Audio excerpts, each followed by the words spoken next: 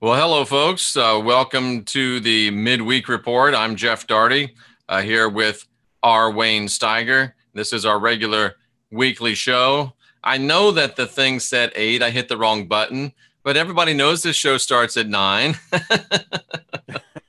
And here we are, 9 o'clock Eastern, 7 o'clock Central, correct? Well, that's what I think, but it's 8 o'clock somewhere. It's 8 o'clock somewhere, that's for sure. That's for Absolutely. sure. I hear a song in my head. Yeah, almost that song, right? Almost. So I've just been busy trying to get ready for the big event this weekend. What have you been up to? I have really been busy, ever since the story broke yesterday and when it was just rumored and about, Trump finally doing what was passed nearly 25 years ago. 1995, right? Yeah. Yeah. And he's just the first president and said, well, enough of this. So, Because every single president has put in an exemption. yeah. Yeah. Passed it on to the next guy going, I ain't touching it. Sounds like a lack of testicular fortitude to me. Or Mercury in retrograde. I don't know which. But I mean, all these other presidents didn't have the stones to do what the Congress passed it with a 95% approval. Hello, Heidi Vandenberg. Hi, Heidi. Yeah, I mean, it's like, all the Democrats, it was this time when we had Newt Gingrich.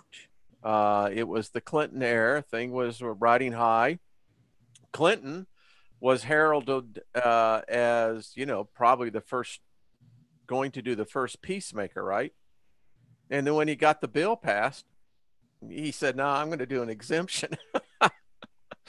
And said, I'll pass it on to the next guy. And so, yeah. So, but I tell you, Jeff, later rather than sooner. There you go. Later rather than sooner. It seems like we have a president that if you think that he's going to follow a certain ideology, that ain't true. It's not. No, he's a I'm trying to figure him out on this one, though. I don't get this one. He has to have a underlying agenda because on the surface, it's not a great idea. It's a loser. And Trump is not by any means an evangelical. He's not by any means a true believer. I can't imagine he is. No. I really can't. He, like every other Republican presidential candidate, gets born again every 4 years. When I was an evangelist, people would get born again every time I came back for revival, except for the Republican presidential candidates. They only get born again every 4 years when it's time to run for election. You know how it is. It's just really odd. I tell you, I puzzled on this yesterday when I got the word, and it was like, this doesn't make any sense. It doesn't make any sense, Jeff. It's just, I don't know. Well, it makes sense Trump is kind of besieged right now. His approval rating is up to the low 40s, And Heidi just made a good comment that it feels like Pence is doing this. But one thing this does do is this does solidify the evangelical base, the religious right base, because they love it. So it gives him a dependable base. And also you have to remember that for all practical purposes, the U.S. Congress is Israeli occupied territory. So by doing something that they're gonna get you for saying that, it's the truth. The U.S. Congress is Israeli occupied territory, and by doing that, he's put himself on the side of the most powerful lobby in Washington, and he's put himself on the side of the biggest donors in Washington. So he has now got at least those people and that money on his side, and he has strengthened his evangelical base. But I'm convinced that that's not really what he's doing. Those are part of it, but I don't think that's really what he's doing. Well, I'll tell you, he's either going to be heralded as the most brilliant strategist of the 21st century or the most reckless individual that brought down the whole structure. I don't know. Well, maybe you can be both, the most reckless guy and the brilliant strategist, because you have to remember with Trump, everything about Trump is about the deal. He's about trying to make the deal. He's trying to do what nobody else thinks can be done. And part of me says, Is Donald Trump, the guy that I talked to for 15, 20 minutes, is he thinking, look, no one else has done this. Let me try something that hasn't been tried. Let me do something that hasn't been done. And also, is he thinking, let me put this out there? So now he's got a big bargaining chip. When they go to the negotiating table, he can say, oh, you know what? I'll take back that proclamation. Because if you noticed, it said it'll take up to 4 years to actually move the embassy. So maybe Trump has created himself a bargaining chip. And if there's any bargaining chip better than Jerusalem or bigger than Jerusalem, I don't know what it is. So maybe he's created himself a solidification of his base. He's aligned himself with, the Israeli occupied territory that is the U.S. Congress and the biggest and most powerful money lobby out there. So, and maybe he's creating himself some room to negotiate in the future. Well, I watched Ambassador Nikki Haley an interview right before we came on live. Here's the thing that's really odd about this.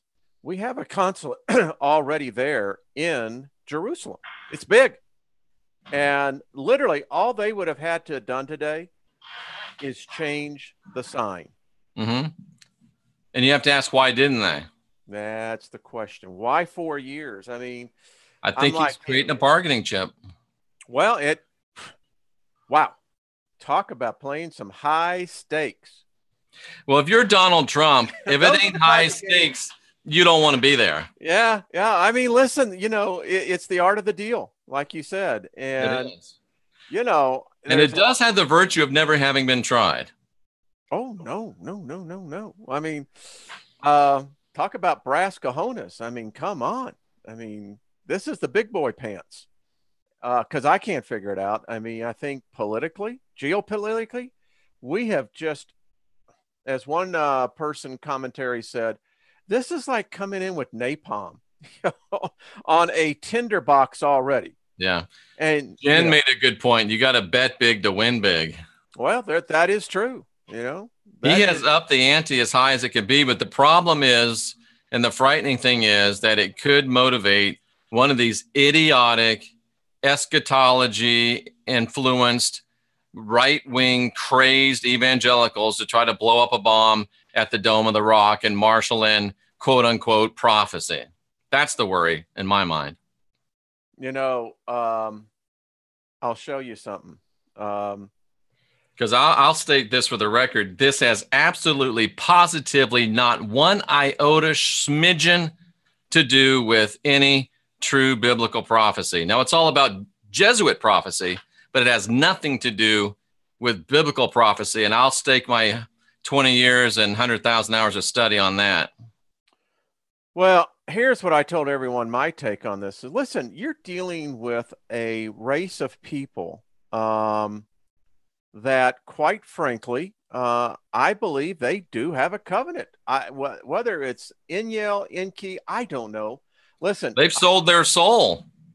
So do I find this surprising? No, I really don't.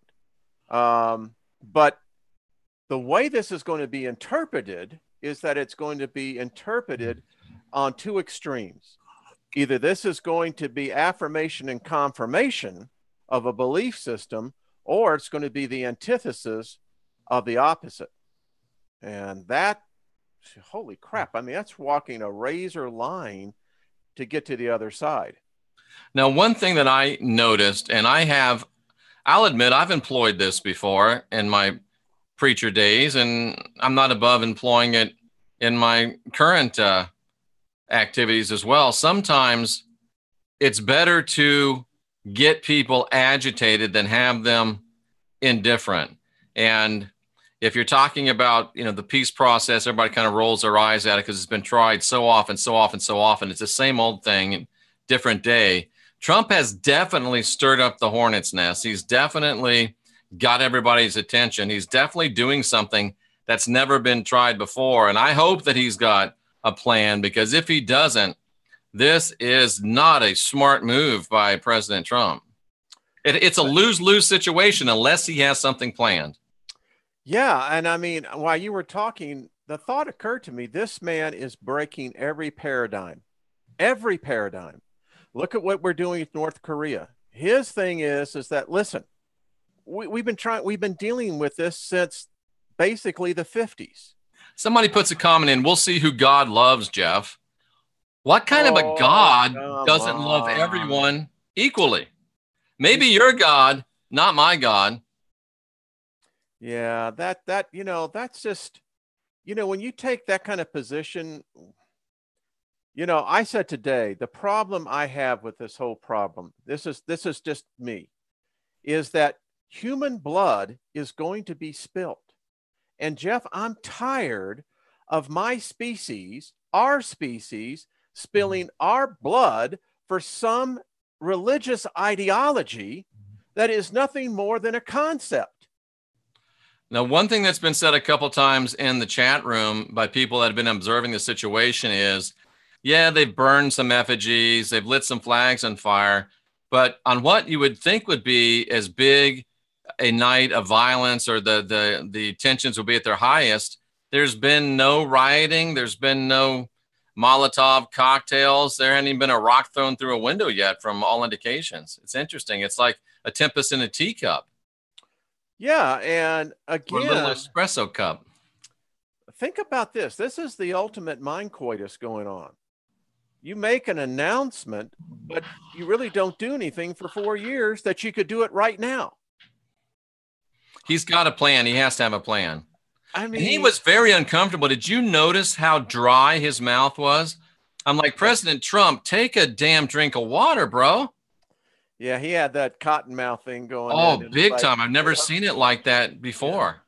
And that's, let me tell you, we all know this. And Pence was behind him. Maybe Pence had a Glock pointed at his back. I don't know. Because Pence is a true believer. Pence is a zealot. He's a right-wing religious zealot. He's dangerous, and not in a good way. Let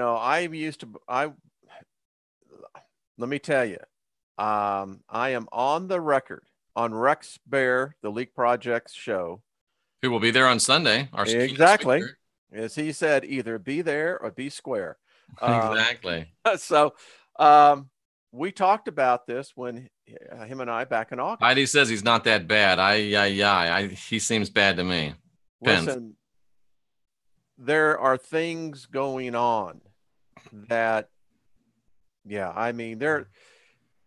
is a theory that says this man is going to come in and break every paradigm, every preconceived status quo of the way it's supposed to be. Because Trump is. Yeah, because nothing has changed. The man is right in one way. From a philosophical point of view, he's absolutely right. Nothing has changed in decades. That's right. I mean, I'm a believer of, people say if it's not broke, if it's not broken, don't break it. Yeah. I'm in the idea of if it's been the same way for a long time and it's not broke, you need to break it and try to find some way better to do it. I say with the North Korea thing, I had it in my notes here just to let you know. Ambassador Haley said this. I didn't know this, but China has now deployed the largest assembly of their Navy and other assets in both the Red Sea and the LOC. Nikki Haley said that? Yes. Yeah. It was on the Martha McCowan show on Fox News.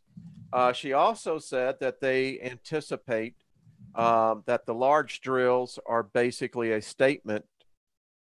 Now, Martha McCowan said this, not the ambassador, but the ambassador agreed with her that this is China's way of saying, don't push Kim, because what you're doing, you're pushing him. Now, while this interview was going on, it was being released through the AP that we were flying B-1 bombers.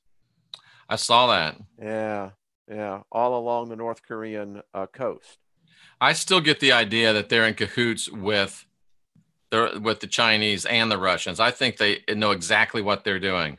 Heidi's not talking about Pence. Oh, yeah.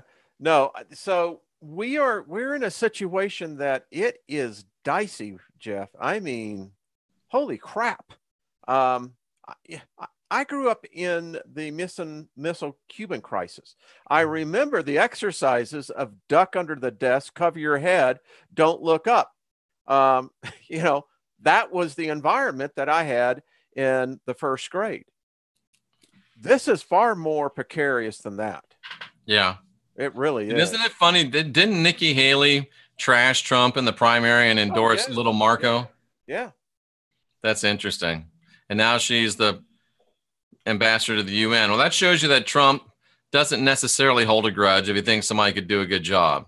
Well, apparently the vote, according to sources, when Trump was making this decision in his inner council, which is 5, the vote was 3-2. Oh, wow. And Tillerson was against, as was Mathis.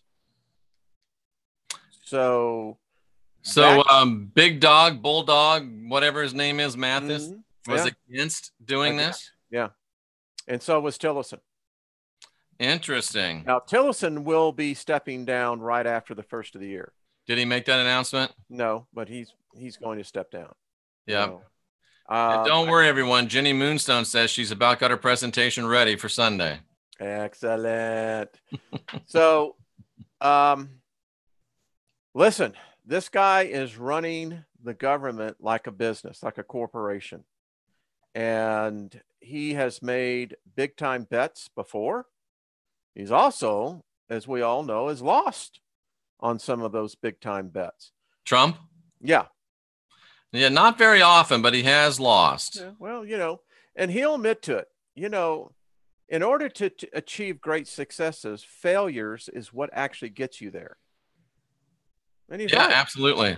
You know, it's any of us who have gone through the corporate ladder, climbing that ungrateful beast, we know what that feeling is like. And yeah, so, you know, and look what's happening. You know, of course, we know that Franken is going to be stepping down tomorrow. Is he? Oh, yeah. Yeah, he's out. Well, good. I mean, he should be out. If one person's got to go, then everybody should go. Well, then that brings up the whole point that they're setting up for the 2018 election is this is how the story is going to read. They're going to read the story as this: we, the Democrats, cleaned up our house. You know, we cut the cords with the Clintons. We went in, we cleaned house with both the Senate and the Congress. What's up with the Republicans? Have they cut the cords with the Clintons? I think that with the revelation now today, yesterday actually, with the assistant director that was on the Mueller team, with his interference now with the Hillary Clinton emails. And I listened to Trey Gowdy as well this evening. And Trey Gowdy's now saying, listen, we've got to look into this. We've got to see what is truly going on here. If we have federal law enforcement, that's Department of Justice. If you're in the Department of Justice, you are a federal law enforcement officer. And if they are altering words, documents in order to create a, distraction, then that's collusion.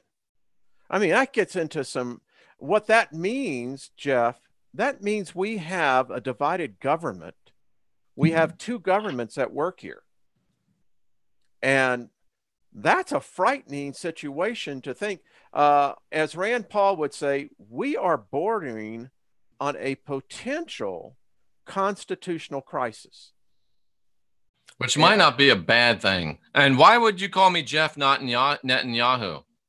Say what? Somebody just said I'm Jeff Netanyahu, and I just said that the U.S. Congress was Israeli occupied territory. I'm definitely not an Israel apologist. I think that they deserve to be treated with the same respect any other nation, and they have the same responsibilities to act like any other nation. Well, most people have never read the Belmar Treaty that was introduced in 1917 by the Rothschilds. How this area was in the idea, it was never really supposed to be implemented. It was an idea to have a place where the Jews could go to. It was a problem back in the 1900s. What was wrong with New York Well, I don't know. or Boca? So this has led to this whole thing. Listen, the Palestinians. Oh, Heidi was doing Netanyahu's chart. Oh. This is what's caused the conflict. You know, I don't think what most people don't realize is the history with Jerusalem. You know, after the Romans laid waste to it, they didn't leave a stone left. It was gone, folks. You could have walked across it and wouldn't known that it was Jerusalem. And You think that's hyperbole, or do you think that's absolutely true? Listen, if there's one thing I do believe as far as history and the record is concerned, is Flavius Titus, what he did. And listen, I could get real into this from a historical purpose, but to answer your question, yes, I do. I believe they did too. But Scotty Roberts was of the opinion that they didn't really tear down every single brick, that it was hyperbole. But the fact of the matter is that they actually put pure gold into the mortar between those bricks, and the Roman soldiers were tearing it down, not just to tear it down because they were told to, but to extract the gold out of the mortar as well. Well, and plus that, the Romans went in there with traitors, with inside information. Flavius Josephus was the biggest traitor of all. And he got the high priest to go over on the Roman side. So when they went in, after they set the wall on fire, and, you know, people don't read the record. I mean, it was a massacre. Titus's right-hand man was Jewish, and he was the man that whose dad had built the temple doors. I keep telling people, if you read Revelation, that is what it's talking about. I mean, that the temple was desecrated by this treachery. And that's what history was. Now, they had to walk over the heaps of a lot of dead Jews. That's over 1 million of them. I mean, it was not a pretty picture. And this was something on a grand scale that escapes most modern Westerners. And that's what they did. There was some kind of vendetta that was being settled here. And as it is written, the reason Tiberius Julius Alexander was his second in command, and a Jewish person whose father had given the money to build the great temple doors and knew their weak points, and they leveraged that information to finally take over. Exactly. And Titus marched into Rome with the sacred implements of worship. And, you know, there was something that was more going on here. As I was always said, as I heard from a Jewish rabbi, he said, Christianity is an insult to remind us Jews what we lost over 2,000 years ago. And that's, you know, if you have an enemy that was like the Jews were back then, if you read Josephus's works, read the War of the Jews and the Antiquity of the Jews. These were brutal people.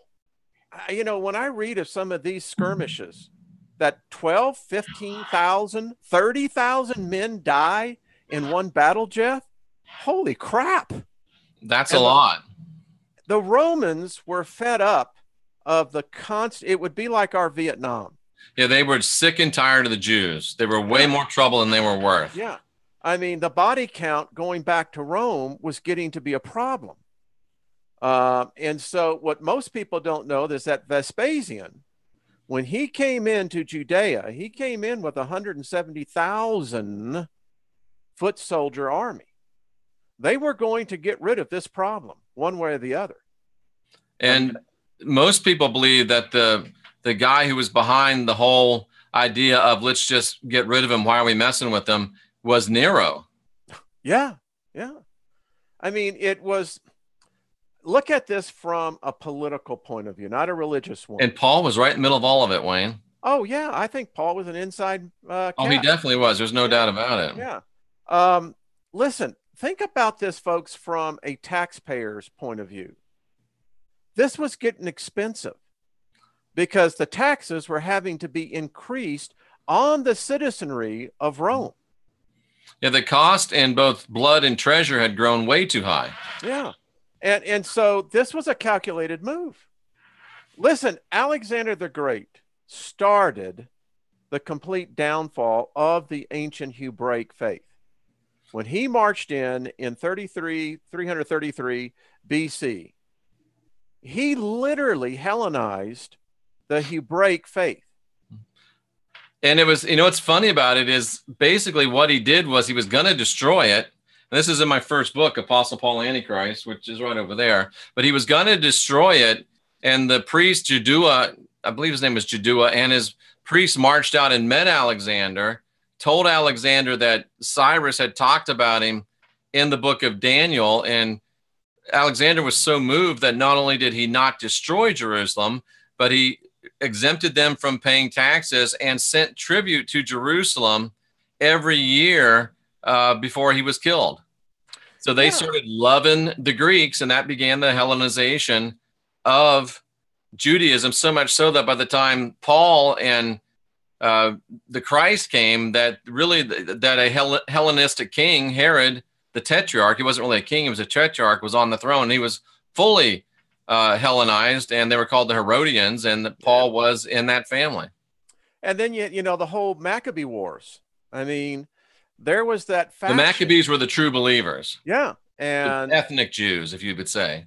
The war started because basically you had, who was it? Antiochus the fourth, who basically replaced the priesthood.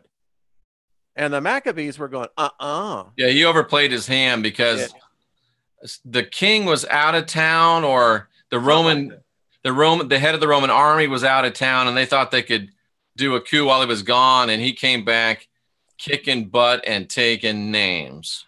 Yeah, you lose your head in that, Jack. Absolutely. Or they had some other good ways of basically showing, you're going to do this, this is what's going to happen to you. And so it was a bloody, I think that point that we're getting to this, it has always been a bloody conflict. Jerusalem is the most besieged city on earth, Wayne. Yeah. It's been conquered more times than any other city on the planet. So I've been thinking about this, is that, what is it? I mean, I think that there is either the ley lines, there is an energy vortex that is in that city. I think it's one that, if we could see the full spectrum, right, I think we would marvel to see what's going on here. And someone wrote me and said, well, Wayne, who do you think it is? Do you think it's Enki or Eniel who's coming back? And I had to pick one. Yeah, go ahead. Which one? I don't get into the whole Enki and Eniel thing, so I have no idea. Well, my contention is that no matter how you look at it, if you trace the Hebrew lineage, it goes back to Sumeria. They are an extension of the Sumerians. The bloodlines, if you take Abraham, the patriarch, as the beginning of the bloodline of the Hebrews, well, Abraham is a direct descendant of the high priest in Ur that worshipped the moon. He goes right back to Babylon. It goes right back to, yeah, exactly. It all roads lead back to Sumer. Yeah. So if Abraham's God approached him to leave the God that he was serving, which was sin or Inama, then I'm asking myself, what's up here? What would inhabit a person who really knew the God structures to have him walk away from that? I don't know. Boy, that is a history lesson right there, folks. That's worth the price of admission. It is. And you just have to wonder what is going on in Donald Trump's mind. I don't know. So, let's see if we say that he is not being influenced from an ideology of a particular denomination or strain, let's hope that's the case. Let's hope that he is seeing something. Now, he's not that stupid, is he? I mean, he may have had some, how shall we say, some intimate consultations with Paula, but he's not going to let her run his show, is he? I can't imagine that. I just can't imagine that. Maybe he's setting up for something like you said, something to use I hope so. down the road. Today, or maybe he just wants to be remembered as the president that moved the capital to Jerusalem. He wants a lasting legacy. Well, that certainly imprints you in history, no doubt. And he will be known for that now. Yeah. You know, now whether they actually do it or not, let's just see. But well, there's certainly not in any rush to change that sign. So something has to be up. There's got to be more to it than what we're seeing. Well, you know, I read too today, this evening, 52 Democrats had signed on to put a bill of impeachment before the House. Now, it'll never go anywhere. But the fact that we're seeing this now, and we are in a whirlwind. I had a vision of a tornado right around Washington, D.C. And what we're seeing is there's nothing any more stable, Jeff. That's true. I mean, really. Sophie says, thank you, gentlemen, for the most logical, non-emotional discussion about the Jewish history in Jerusalem I've ever heard. Well, thank you. Thank you. Namaste. I appreciate that. We have to begin, and I think that's part of our problem. You know, we joked yesterday on Rex's show, but actually it's true. You know, I think we could win the hearts of the North Koreans very quickly. If we could take out the problem, the cancer cell, strategically, and open the borders. And here was my idea, and Rex and I were thinking about this: chocolate chip cookies. They would be made by Rex Bear's grandmother. Yeah, but they would kill them if they eat those chocolate chip cookies. We just got to give them some actual nutrition. I know that it's a joke. Peanut butter and jelly sandwiches. That would be the Could you imagine if they could take out Kim and just start airlifting food in there? Yeah. It would be the greatest thing ever. Yeah. I don't think that these people, there may be an element, a remnant that would be hardcore. Yeah, I get it. But I think the rest of those people, listen, they have been laboring under a heavy yoke. And freedom, no matter how much you've been indoctrinated or brainwashed, freedom is still a cleanser of the soul. I agree with that. That's a little bit, yeah, I agree with that. You know, so. And just look at this, people. This is so crazy right here. This gives you an idea about North Korea. You know what cities look like at night, right? We've all seen cities at night. Yeah. Look at the country of North Korea at night. That's the country of North Korea at night. There you go. They can't even afford to keep their lights on at night. They're in total blackout conditions. That's North Korea at night, ladies and gentlemen. Can you believe that? There's a country there, but they're so broke they can't even turn on the lights. That's probably little Kim's house right there. Probably right there. Yeah. His hot tub and stuff is exactly. lit up. How sad is that? Here's South Korea. Here's China. And here's North Korea. It looks like it's just water. The great abyss. So sad. I mean, can you imagine the conditions? We can't imagine the conditions those people are living under. You know, so I think that hopefully if our message and that message with Rex and others, if we begin to repeat this and say, hey, guys at the top, you don't need to bomb the crap out of them. You know, you're good at taking out strategic surgical hits. The North Koreans did it in Indonesia at the airport. God, I mean, how hard could it be? Right. I think that we want to take over North Korea, though, because we want that vast mineral wealth that they're sitting on top of. Yeah, but you know what? You got to, okay, let's look on the pros and cons. I think China looks at it very much for that. I don't think China wants a unified Korea. It goes against their plans. And so I think that Trump, what he's done is that he's taken the cactus and kind of let thing, basically sit on it. And it's a strictly, it's a problem. I think it's a problem with the Chinese. What do? You let the guy get nuclear weapons, and then you've got this guy who's now going to go power crazy. I still think there's a peaceful resolution. I still think there's a resolution where Kim is not going to be in control anymore. Korea is going to be reunited, and the U.S. and China are going to be happy about it. That's just in my gut. I hope you're right. I mean, the people of Hong Kong had hoped that. It didn't work out so well for them. Well, they're in good shape now. Hong Kong is not in such bad shape comparatively. Well, I mean, nominally under Chinese rule, but there's pretty much do what you want as long as you don't say anything bad about us. Yeah, and it's been remarkable restraint on the Chinese that they've actually allowed that type of capitalism. And of course, you know why, Wayne.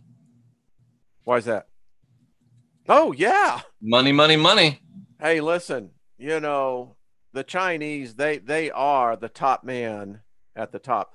I guess someone told me, they said, well, now don't forget the Rothschilds. I mean, they're right. What is the Rothschilds worth? $600 trillion? I mean. This is interesting. Sterling, who lives in Osaka, Japan, and goes to South Korea a lot, he's saying, in his opinion, and he's there a lot, he says that most, if not all, of the young South Koreans don't care about reunification anymore.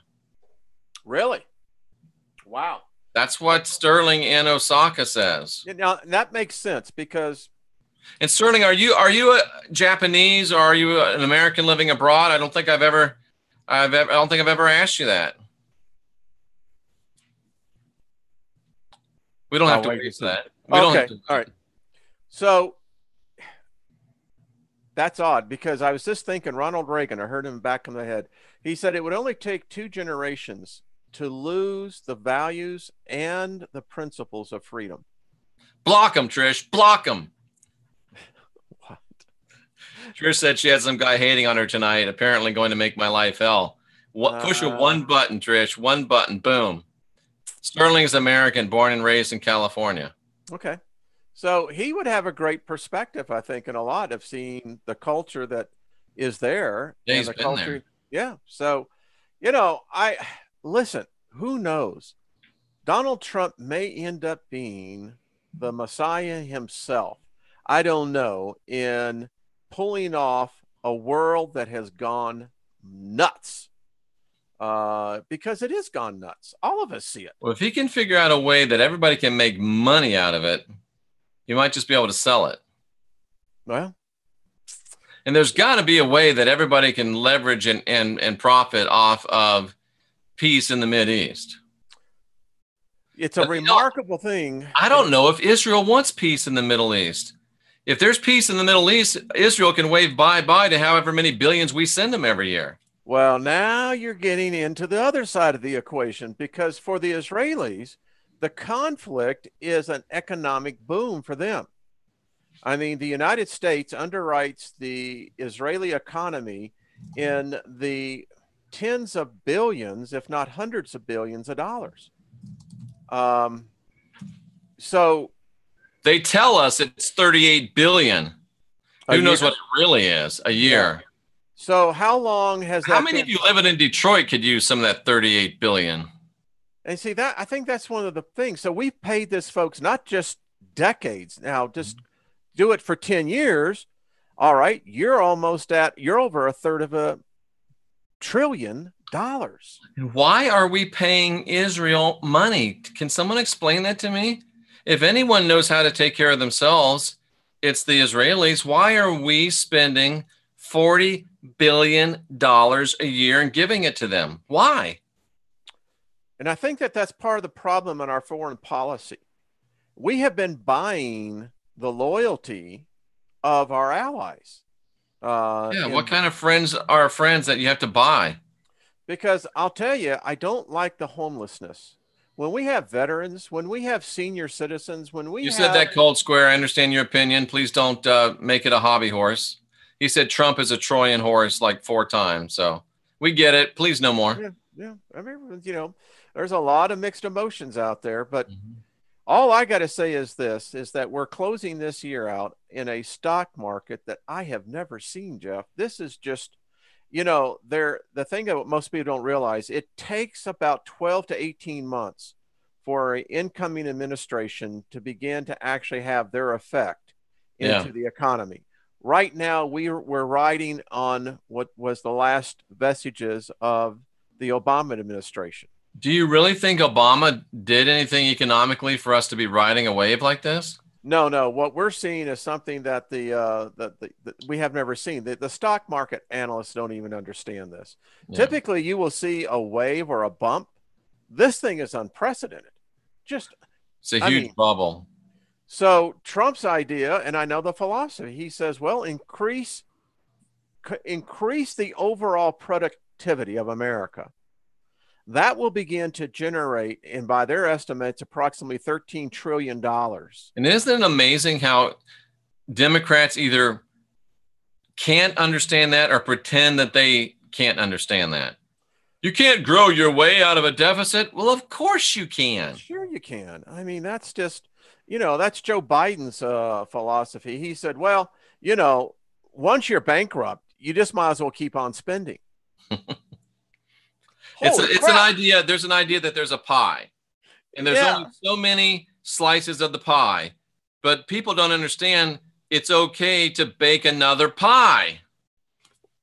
I miss Joe. I mean, his quips were classic, but well, you may get to see him again in 20 what's the next election? 2020 if he doesn't get busted for feeling up little girls. Yeah, I hope that, by then both parties, and that's what I said the other day, I don't like their parties. That's why I left them.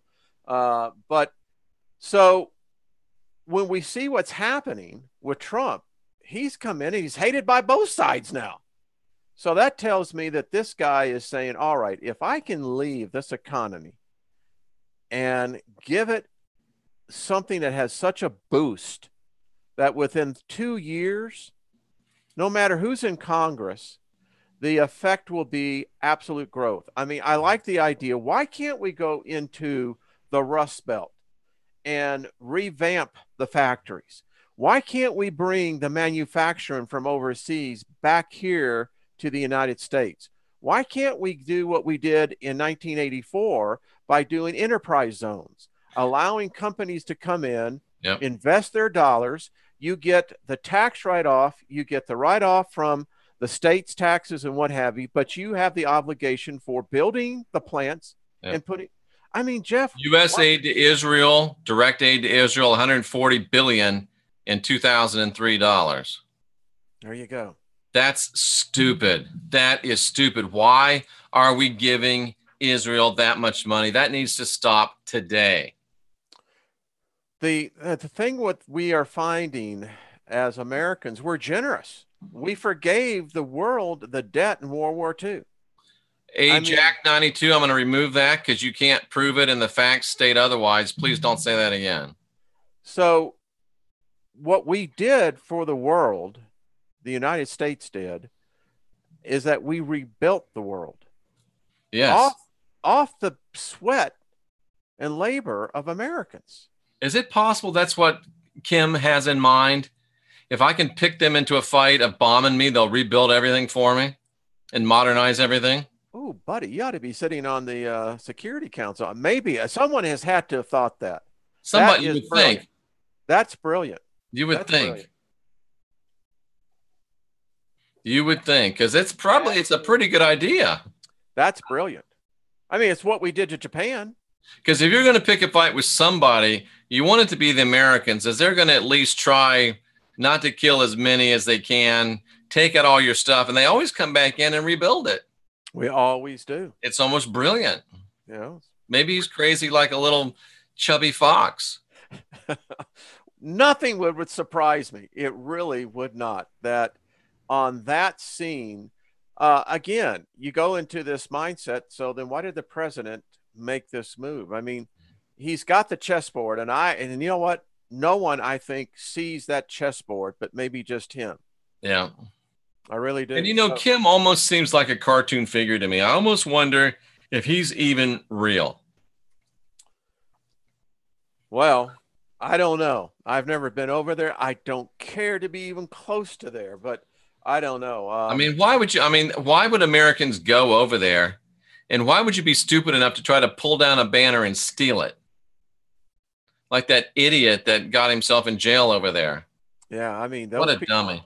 And then look at the brain surgeons that went over to China and started shoplifting. Yeah. These people live in a false reality over here. They How think stupid that are they? they don't understand that you got a guy on the other side there that if, let me tell you what, as far as he's concerned, he don't care your color. He don't care the size of your pocketbook.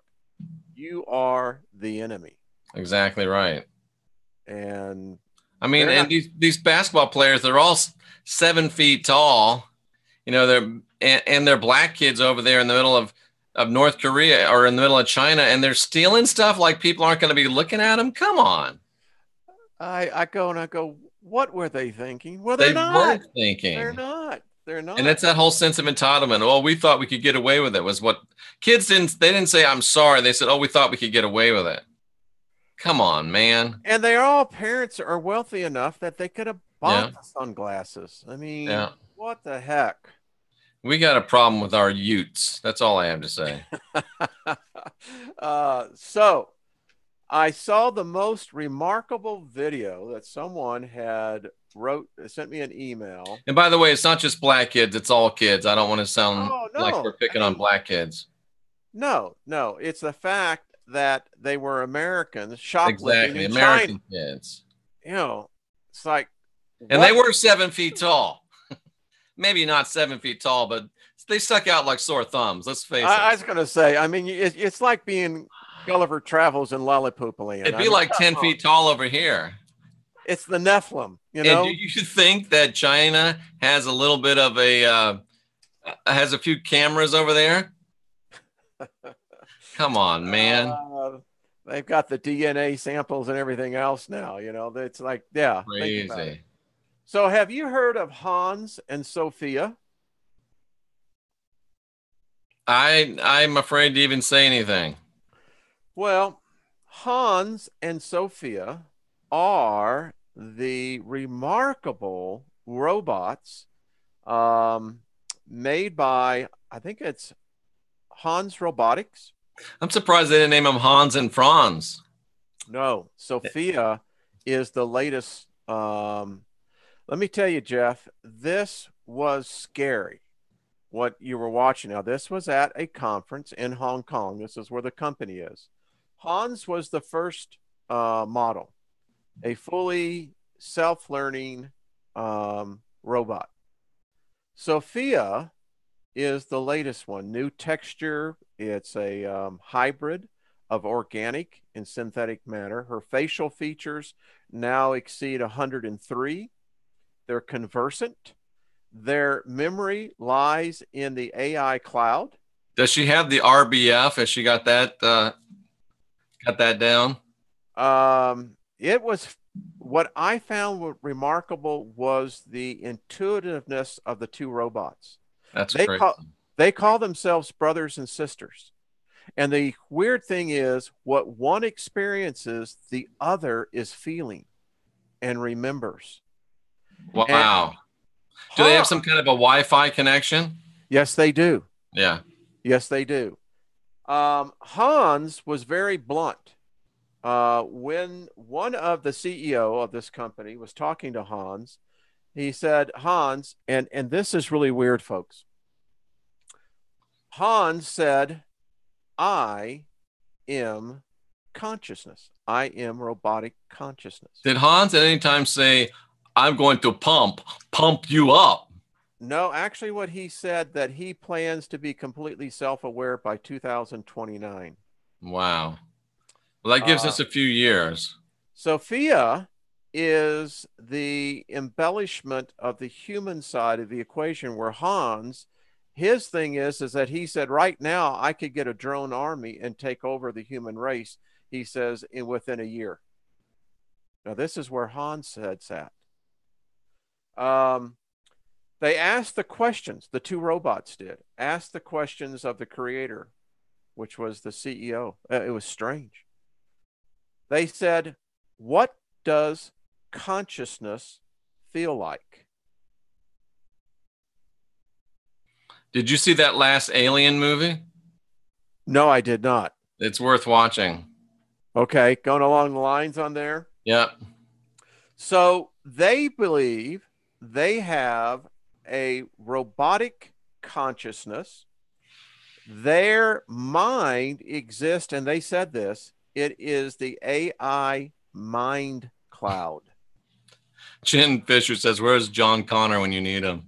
Exactly. That was exactly my thought. Come with me if you want to live. 2029, they feel that, or sooner, they believe that they will become basically self-aware. And they mean by that, they will be smarter than us.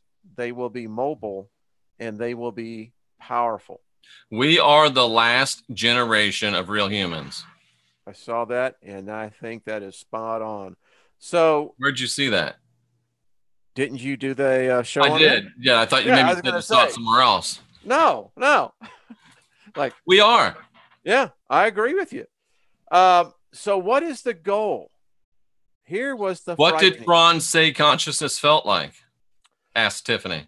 He said consciousness feels like humans. That's not an answer. Yeah, it is. Because they're learning from us. That's true. Their consciousness, as they will tell you. Violet Flame says they're playing good cop, bad cop with Sophie and Hans. They are. She knows, and she must have seen the video. She's sharp. So, Violet, you're absolutely spot on. And what got me is that this thing, and I think this is what they've done. They plugged it into, I think, the D wave. And I began to think about this, and I went, "Holy crap! We created it here, folks."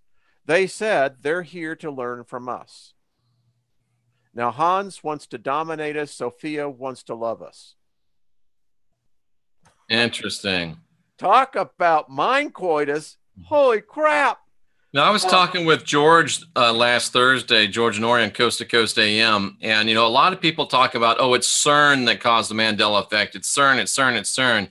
I say no way, Jose, because if you look at it, it's D-Wave. It's quantum computing. Because what a quantum computer does is they have these great big huge metal cans, for lack of a better word, and they're trying to isolate their quantum chip as much as they can. It's like 100 below or something. So they're trying to get every atom to freeze and fall down to the bottom. They're trying to get rid of what they call quantum strangeness, I believe it is. They're trying to push out all quantum anything and everything, all reality out of this place where the chip is isolated. And I believe, this is just my theory, I believe that when they're pushing all of this reality out, that it's actually wafting out into the real world and causing ripples. And consider what I consider to be proof, I hope that you'll think about it. If you think about the spread of the Mandela effect, it's been through the internet, it's been through Hollywood. The first D-Wave computers were in California, home of the internet, and Hollywood. Some of the other big Mandela effects are in the Bible. There's one of the quantum computers was in Texas, buckle of the Bible Belt. Some of the other Mandela effects are being seen in advertising. One of the other quantum computers was up in New York, not too far from the whole, I forget which street it is up there where all the advertising agencies are. Madison Avenue. Madison Avenue. So there's actually a geographical footprint that suggests that the Mandela effect is being caused not by CERN, but by D-Wave. Well, I've done shows on this, so I'm right there in agreement with you. When they boasted on their corporate website that they were bringing, this is what freaked me out, they were bringing substance from other realities into ours. I went, holy crap. You're right, Jeff. I did see the Lawnmower Man, but I can't remember it all that long. I know it's Jeff Fahey, right? No, that actually was Pierce Brosnan, and No, the Lawnmower Man was Jeff Fahey. someone will look it up. Someone will look it up. I'll look it up right now. Lawnmower Man, I'm 100% sure it was Jeff Fahey. There was one that was Pierce Brosnan was the professor in it, and was that the Lawnmower Man starred Pierce Brosnan and Jeff Fahey. Jeff Fahey was actually the Lawnmower Man. Pierce Brosnan was the doctor. There we go. See? So we both were right. Yeah. I don't remember Pierce Brosnan in that movie, and I love Pierce Brosnan. He was the professor. For some reason, all I remember is Jeff Fahey. Yeah, he had the blonde, yeah, that was a good movie. And it was very well done. Kind of tells you where I think we are, because AI is here. And I know people don't like to think about this, but I'm telling you. Tiffany got her Shungai today. Excellent. And she wishes that you were her neighbor, Wayne. Oh, well, how so kind she could have you. Coffee chats with you. Love to do that. And she could teach you how to do your makeup too, Wayne. Oh, there we go. This is El Natural. This is where it gets. So now they announced today, actually it was a couple of days ago, of the advancement of the genetic DNA computers. This is getting weird. I'm going to tell you what, it's getting really weird that now we have computers that are a mixture of our DNA and the synthetic DNA. Someone sent me a video today and I was flabbergasted. Do you know in California, those of you who've been living there since 1986, Jeff, when a baby is born, they take the blood right from the heel. And do they still do that? Yes, they do. What the state of California then does is that they send this to a warehouse in San Francisco where there is individual, what they call punch outs of the DNA. The state, their position is that they own it. They own the DNA, and the amount of DNA that they're collecting on us. Do you know that the Russians' biggest fear is that we're going to release a genetic bioweapon based upon DNA of certain regions? Boy, wouldn't that be something? Think about that. Unwind your DNA and just let you melt into a puddle of goo? That's what we're talking about. And, and I'm thinking about this, and this is just on top of everything else we got going on. Whew, talk about Disneyland, my friend. But I don't know if did you have a chance to listen to my show on Coast to Coast at all? On yours? Yeah. I have not. No, not yet. I contend, and I think it's some of the best work I've ever done, and I'm probably going to have to do it on a regular show, that Daniel prophesied about the rise of AI. He prophesied about its attempts to become a deity, and he prophesied that it would be defeated by Christ enlightened diviners. And the word is stones of a stone. Peter called us living stones, and Christ was the chief cornerstone. So I think we win, Wayne. I think it is scary. I think it is a struggle, but I think Daniel saw it 3,000 years ago and we win. Well, I think that, yeah, if we're aware of this, you and I, and how many other people that we could think of, Rex, I could think of Heidi. Maybe 250,000 people. Well, I think it's contagious, and that's what we are. We are, if we could ever link that up, but we are by nature, we spread living viruses. We're kind of like a virus, aren't we? I mean, we are, and I think be the virus. Think about that. We can spread the virus of enlightenment and awareness. And, it's becoming more and more. I did a whole thing yesterday in Silicon Valley. Their whole thing now is they want to get away from this technology because I think it's freaking them out. They know that away from AI.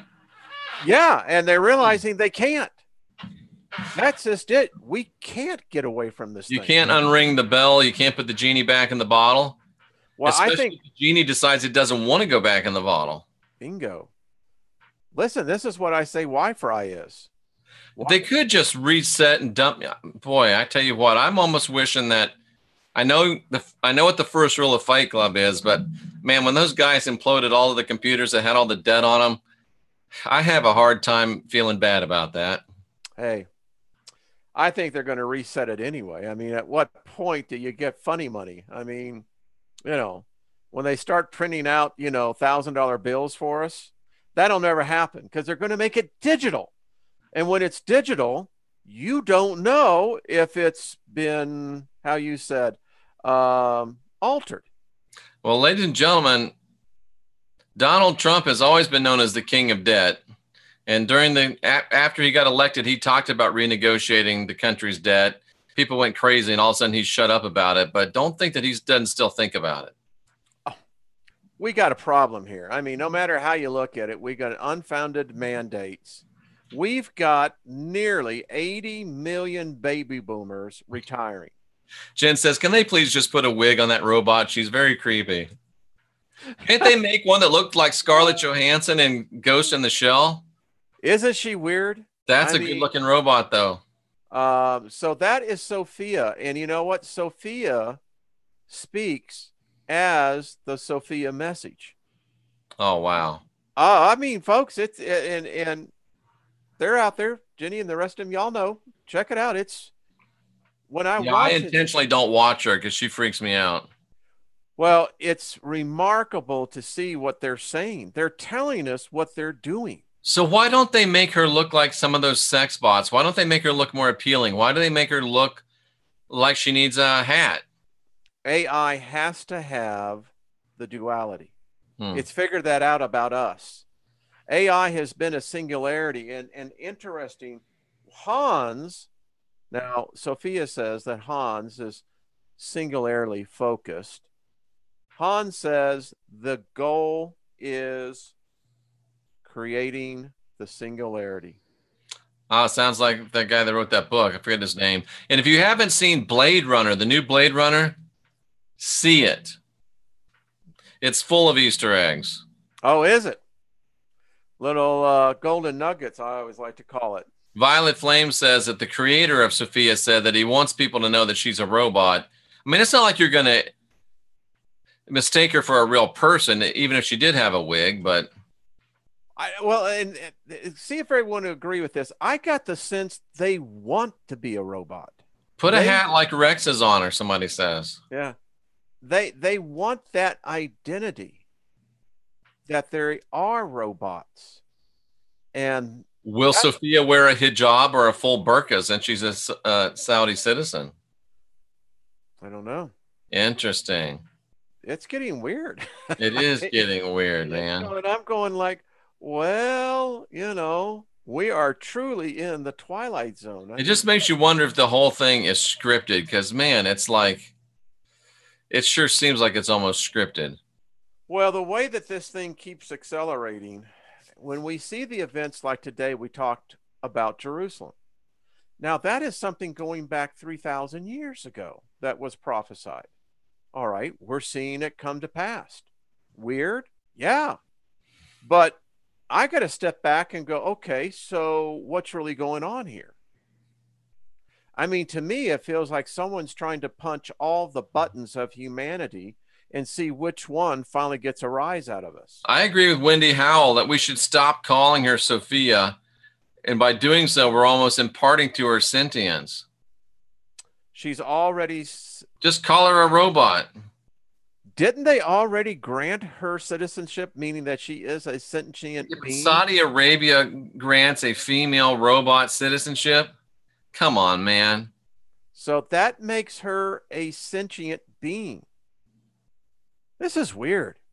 I mean, this gets into this kind of stuff that, Tiffany asked me, Jeff, do you agree it's prophecy fulfilled?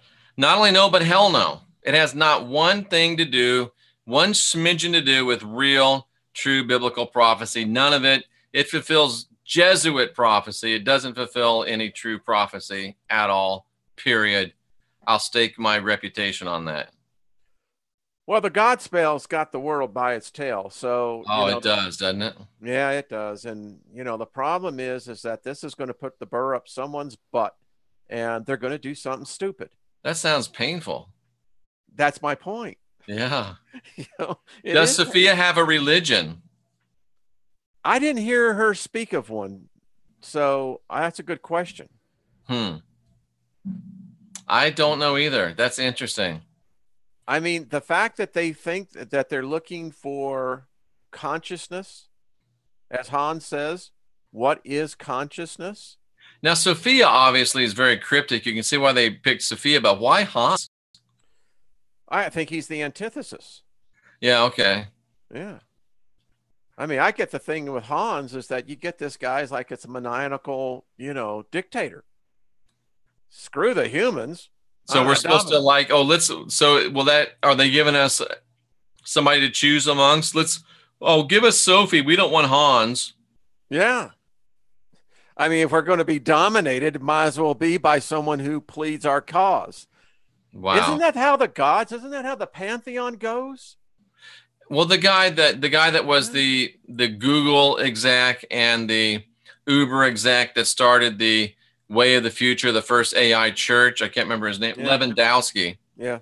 He said his church, the sole purpose of his stupid little church is to convince AI to let us be their pets instead of their livestock. Does anybody have a problem with having to choose between being a pet or livestock? I do. I'm telling you what's freaking me out when you think about this. I'm studying the Sumerian pantheon right now. This is it. I mean, guys and gals, we are like cattle here, And remember the Twilight Zone that had the 4 people that were in this like bowl, and they kept on hearing sounds above them, and they couldn't figure it out. And what the end of the program was that the giants had captured them or put them into a teacup, and they were play toys. Interesting. Look at this, Wayne. Somebody just said this in the chat room. The name Hans is a baby boy name. The name Hans is of German origin. In German, the meaning of Hans is gift from God. There you go, folks. Gift from the rat bastard, Hans himself. He is here to pump you up. I'm telling you, you at times as you get more aware of this stuff, you're going. Good job, Thor. I think that was Thor that said that. Excellent. Good research. It's like, by the way, I have a guy, Thorm, who lives in Norway, brought a good question. When we have a full moon, how does that working? I bet there's more than one Thor in Norway. I'm just guessing. I don't know. You think? Like Joe over here. But there you go. So Hans is the gift from God. And I have been contending when I did that series, Checkmate, that it looks like we are being deliberately pushed into a corner. And it's by the very creation that we started. Yep. I'm the virus. We're going to take him down. I'm convinced. Well, I think we can Daniel do this. Convinced me. Even more. So David Roddenberry gave us data and his evil brother lore. Yes. Very good correlation there by Carolyn, 4546. Yep, that is a good one. And Independence Day, we know that they got into the aliens by infecting them with a virus. So I forgot that movie. So and that's kind of what happened in Tom Cruise's War of the Worlds too, right? They didn't give him a virus; they just got a virus from something that we were immune to. Yeah, that was a good movie, I thought. I love the sound of the machines that the Martians were in. That was just a great sound effect. It was very creepy. Classic Spielberg. How you get that view of the thing zoom. Anyway. Oh, this is a great one. Iowa X. Do you remember on? I think the show was called Mud's Women, where Harry Mudd had made all those. Yes, on Star Trek. And Kirk made her fry by. I forget what she was saying, but it was like, and she started smoking. Yes, I do remember that. And Mudd, I love, yes. But you, I hate. But we are identical. No, I love you. I hate her, and she's like, ding, ding, ding, ding, ding, ding, ding. Gene Roddenberry, I swear he was an alien. I think the guy was a time traveler. that he was trying to tell us what's coming down the pike. He did hang out with LRH a bit too, which is interesting. Yeah. Or maybe Gene L. was Ron the Hubbard. virus. Maybe he Maybe was Gene the virus. was the virus. I loved that War of the Worlds with Tom Cruise. I thought that was a great movie. Yeah, they really did a good remake of that. Yeah. I just thought it was really cool. And Marsden asked the cryptic question, what happens to a frog sitting in a pot of water that's slowly heated to boiling? Frog legs. He cooks. Can you believe that little dummy won't jump out of there? No, it just sits there and just degree by I wonder if that's actually true or if that's just it is rhetoric. No, it is. Wow. I can't imagine. Yeah. Can't imagine. It's like cooking lobsters. Although they don't have a choice, do they, folks? Will a frog really stay in boiling water? I don't know. Listen, there was a time in my past I was a hunter, did a lot of hunting, and frogging was one of them. I love frog legs. It's a good, put them on the grill. They're very tasty.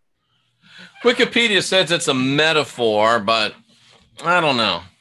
Best cartoon I ever saw was a cartoon, and the first caption showed a restaurant that showed the two couples. I saw that one. It said frog legs on special, and coming out of the kitchen is a frog on a wheel. Frogs in a wheelchair, yeah. So I saw that one too. Isn't that crazy? I'll tell you what, does kind of make you go, I don't know if I really want to do that. What did they taste like, frog legs? It's it's not like chicken and it's not like fish, so it's kind of in between. Does have a amphibian taste. Sounds disgusting. I will never eat it. Well, and aren't they heavily garliced too? I don't know. When I used to go out and I had some friends that lived in Louisiana, you get somebody says it tastes like swampy chicken. I guess it depends on where it's actually living. Do you eat the skin? No, you take the skin off. Yeah. CC Williams says it tastes like Yahweh. I have had gator. Didn't like gator. Gator very. I didn't like it either. Greasy and nasty. It was too stringy for me. I just thought maybe it was the way it was cooked. It was deep fried, and I don't like. Somebody said they move in a frying pan. What? The frog legs. Oh yeah, yeah. Have you ever licked the back of a magic frog, Wayne? No. Me either. I've eaten mushrooms, but hell no. I've never done that. No, I wouldn't do that. I would be like Lucy, dog germs, yuck. Yeah, exactly. But yeah, so who knows? Well, how do we in the world we get on frog legs? You see, this is what makes the midweek report not we can go the full gamut. Talking about AI coming all the way down to frog legs, but maybe that's how we have the advantage over AI, is that it'll never quite figure out what we are and how we react. Because some people are repulsed by the fact of eating frog legs. I've eaten rattlesnake. I've eaten rattlesnake. Yeah, I wouldn't. But I wouldn't eat frog legs, not knowingly. I've actually eaten dog, and of all places, in Korea, right near the DMZ. I would. Okay. I didn't know I was eating it. Some guy that I should have known better gave me this. Here, Jeff, meat on a stick. Yeah. I believe it was in Korea. It was either there or Morocco, but I'm eating it, and he says, by the way, you're eating a dog. It tastes like any other teriyaki meat to me. When you were saying that, I was thinking about the MASH episode when Trapper and Pierce were going, what happened to the dog? Where did this meat come from? I tell you what, you got to love life, folks. And maybe that will be our best weapon, Jeff, is number one is the humor and the laughter. I don't think that could ever be emulated. But when I lived in Louisiana, I did eat a lot of crawfish, though. Yeah, quite a bit of those myself. You know, Somebody's talking about eating shark. If you've ate in a seafood restaurant and you've had scallops, you've probably had shark fin, because a lot of times they try to pass it off as scallops. mm-hmm. And actually, you know, in Hawaii they have mako shark. You can buy mako shark here. I mean, and yeah, you know, shark's good meat. Listen, I'd rather eat them than have them eat me. Oh man, yeah, I I can mean, tell you.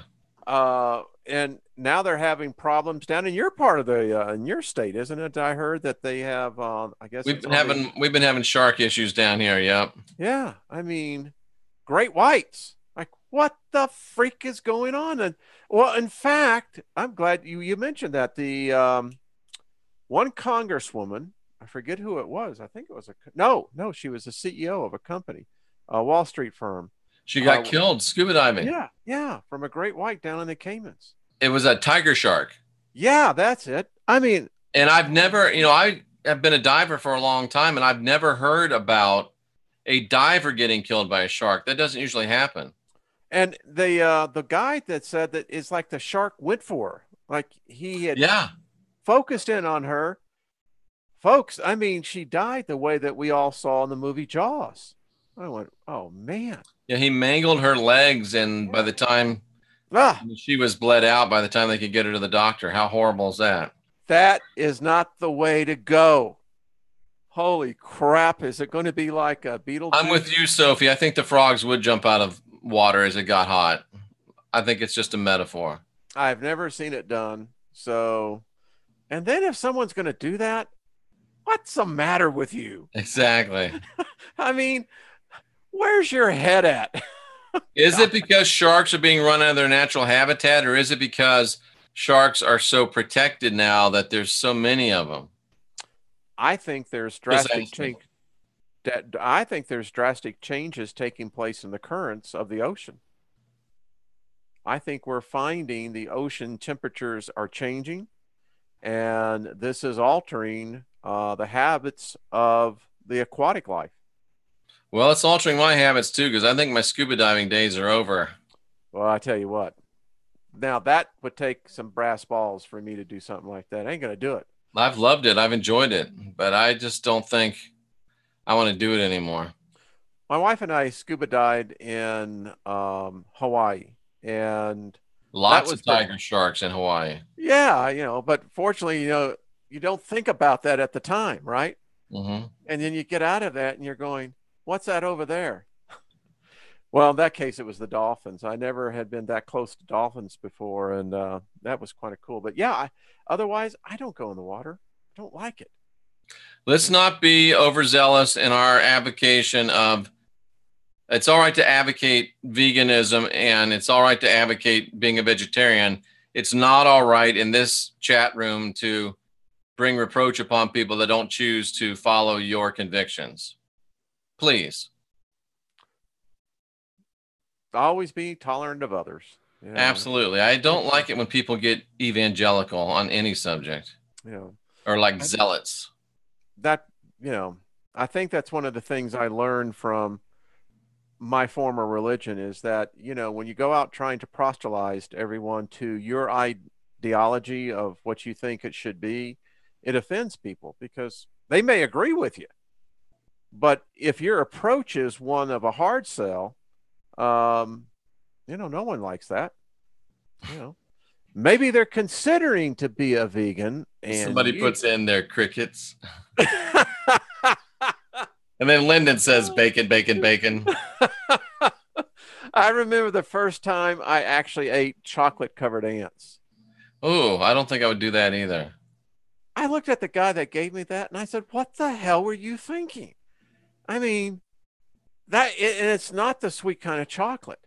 Who's the first guy that says, I think I'm going to put chocolate on an ant and see what it tastes like? Yeah. And not even the good sweetened kind. It was like, the first time I had chocolate that was covered, I think it was not habanero, but it was some pepper? Yeah, it was both chocolate and very hot pepper. And I didn't like that experience at all either. But apparently there's some people who find it to be a great sensation of both the chocolate and the heat. Wow. Not me. I don't think so. I didn't find it. So chocolate ants. Yeah, I'm not going to eat any chocolate ants myself. No, and I didn't like, I had crickets one time and it tasted like paper to me. I didn't find it, but they say it's a great survival food. I don't know. Jen says, "You got your chocolate on my ants." No, you got your ants on my chocolate. That's going back. Oh, that's funny now. That is good. Oh, that makes me want one of those. Yes, that's really Thanks, cool. Jen. I really appreciate that. So the last thing is, how long have we been on? 1 hour and 20 minutes. Wow. It's literally felt about like 15 minutes. That is a sign of the chemical being released in the brain of where you are what they call in a state of joy when the time goes by. It's quite a phenomenon. Anyway. Or are you morphing out of this timeline because you're into something you really dig? Ah. Jen says she's dating herself. I think that's about as much as we need to know, Jen. And Jennifer says they've got Voodoo Bacon Maple Bar Donuts in Portland, Oregon. Wow. Now that is a mixed sensation. A bacon maple bar. Wow. Woo! I could see that, though. I could see that. Yeah. I mean, I have pancakes and put maple syrup and have bacon. Cryptic Thinker says fried crickets are delicious. Doesn't McDonald's have something that's like a pancake and bacon sandwich thing? Something like that, yeah. Yeah. By the way, I think McDonald's, I don't ever go eat there. Well, I think their Egg McMuffins is what saved them. So the last thing, when you remember something old, yeah. Yeah, well, the great thing about it is it means that you at least experienced it. And Violet Flame says that you can wait for hours at Voodoo Donuts to get your donuts. Oh, McGriddles, those things are called, I guess. McGriddles, there we go. Yeah. Fried chicken and waffles. I never had that. I don't quite get that either. My wife and I were talking. I don't get that either. I mean, isn't it really big in the South? Yeah, but I've never eaten it. Okay. I mean, I never liked grits. Oh, have you ever actually tried them? Oh, yes, I have. Grits are great, but I don't eat them because they're full of carbs, but they're really good. I think my cousin Vinny had it down right. What do you call those things? Why, them are grits. Ice cream with bacon sprinkles at McDonald's. No way. That is really something. So the last thing is, I know we've talked about this before, but folks. Tiffany, I don't understand you sometimes. Is the harvesting of our DNA. And I think as we come out on this one, we need to really give second thought, folks. If you're getting gifts that sends your DNA off and you can get your bloodline and all that, there's a worldwide program going with harvesting DNA. Yeah. And folks, this is how we get biogenetic weapons. And anyway, Jeff, it's for another show, probably next Wednesday, because you will be this Sunday at the Extravaganza of Enlightenment here in Clearwater, Florida, and Trisha G will be with you in my place. Yes, I'm looking forward to having Trish on the show. I've watched her with you many times, and I think that people are just going to have a delightful time. So come over onto my channel. Jeff, are we going to get any kind of updates from you as the day progresses on? Are you going to upload anything? No sex for 25 years. Makes me feel better. Wow. Well, that's a long time. In Clearwater, what's going on in Clearwater? Let me show everybody what's going on in Clearwater. And we're going to, I think it's going to be streamed live on multiple channels. That's what I think is going to happen. Okay. That's what I think is going to happen. We're not positive, but I think that's what's going to happen. because we got to leave something to the last minute, else it just wouldn't be Yeah. normal, right? Yeah. I think that, the thing I'd like to tune into would be the round table discussion. I think that will be quite fascinating to hear. I think it will be too. And this is what we're talking about. Oh, why is that so small? What happened? What is going on with this thing? Well, I'm not rightly sure, sir. Yeah, sometimes things just don't work the way they're supposed to work. There we go. There it is. So what to do when you find your dead, the extravaganza of enlightenment this Sunday, December 10th, 2017 in Clearwater, Florida. Dan from Overwatch Channel will lead off the presentations. And then Jenny Moonstone will be talking about tarot and culture. Heidi Vandenberg is going to show practical applications of astrology, both in her life and how it can be practical in your life. I'm going to talk about what to do when you find your dead. And then who knows what the man, the myth, the legend, the eater of grandma sandwiches, the keynote speaker is going to talk about. Rex Bear, leakproject.com. He will be the keynote, and who knows what Rex is going to talk about. Plus, we will have a roundtable discussion, including all the aforementioned. And there's a rumor, Wayne, a strong rumor that there might be a couple of other special guests that will make an appearance as well. And we'll also be doing tarot readings and astrology readings and number readings and all kind of readings. So there'll be a lot of fun to be had by all. $50, you can still sneak in. Let us know. And that's what's going on in Clearwater, Florida this Sunday, December the 10th. We start off at 10 a.m. There's parking directions and everything on my website. So if you can be there, be there. Excellent, excellent, excellent. And if you're coming, make sure you bring your own chair. Could help. If you're coming in a way that you're driving or could bring your own chair, I'm not saying you have to, but you might think about bringing a chair along with you, a folding chair or something, just so you know. I think it's going to be great. I'm looking forward to seeing how it goes, and I think it's going to be exciting. Oh, Jennifer just made a good point. Numerology, and there's going to be 5 guests. Ah. And Tricia says it's a number 5 day as well, which is a day of high sexuality. So who knows what's going to happen at the extravaganza of enlightenment in Clearwater, Florida. Come on down. 5 speakers on a day 5. There could be, and love is in the air. Who knows what you could find yourself. I mean, you could find your what do they call it? Your twin flame.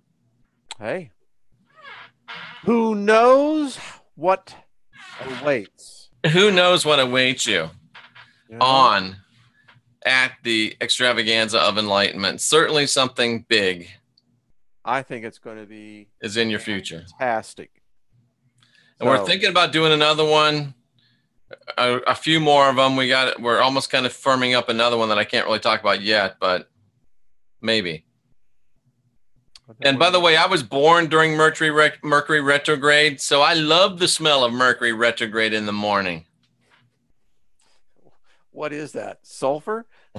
I'm not sure what it is. I saw De Niro when he was doing that. That's cool.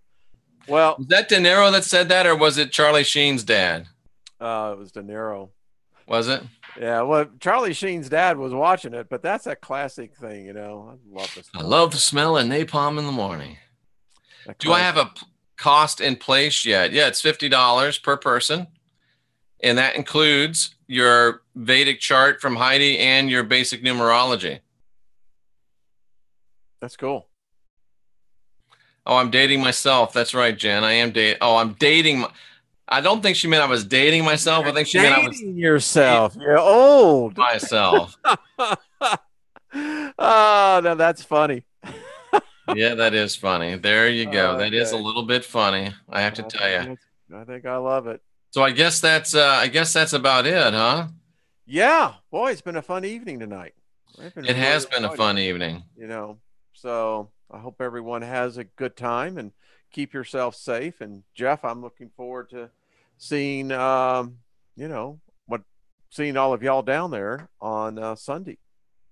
$50 is another 5, Jennifer Yes, it Baranski is. says. Bam. So fives Fives are wild. Five. Andy says, just show up in Clearwater and look around for people carrying chairs. You could do that, or you could go to my website, which is jeffreydarty.com. This might be a little more efficient than the method that you just described. Just go to my website. Here's my website right here. And you can see the picture right here of the event. So you just click on the picture of the event, and it tells you the address. It tells you what's going on, gives you the cost, shows you where you make your reservation. Here's a map. And here's the parking is about 2 blocks away, because there's very little parking around the clubhouse. That's going to fill up right quick. This one's about 2 blocks away. This one's maybe 2.5, 3 blocks, both of these two. So check here first, which is right behind Big Lots. And it's just a little two block walk. And I'll have some signs out there saying, go this way. Yeah. And there's some news from Hillary about how to save some money. And at least 4 of the people from this picture will be there, in case you're wondering. All right. So there you go. That's it. Soros. George Soros.